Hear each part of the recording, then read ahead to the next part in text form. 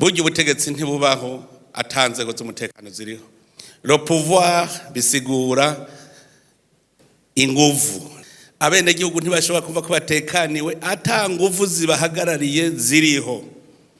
Turanezerwa cyane no munsi ingene ibintu vyifashe. Ivyo rero bivuye ngaho hariho gutunganya n'ubuzima bw'igihugu, inzego z'igihugu. Hamaze kuboneka inguvu no kuvuga n'uburongozi bw'igihugu buca bubaho bigakunda ko bukora. Nago nyene gwabaye urugamba. Kuko hariho babandi bategerezwa kungukira mu nduru.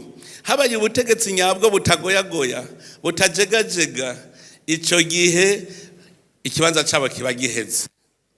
Nico gituma no muri urwo rugamba uko twavuga ngo demokrasi yinjire niko hari abandi bayigwanya.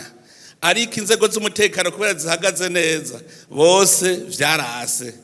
Mwarabonye yuko navyo urwo rugamba rwo gushinga inzego z'igihugu zitajegajega nago gwashikanye kwibwirizwa shingiro. Ibwirizwa shingiro ryo mu 2018 hajya niryo ryaje gushinga ubutegetsi bw'igihugu bushingiye ku mategeko. Mugihe hataba inzego z'umutekano ntitwari kubishikako.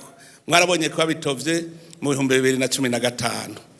Barabitovye mugabo kubera inzego z'umutekano zihagaze neza vyose vyabataye ko amazi hanyuma turashaka kwibwirizwa shingiro.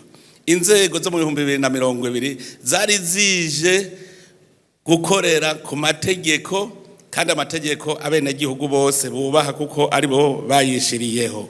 Twese twifurizanye umwaka mwiza kuri mwese. Imana ibahezagire muze mugire umugisha.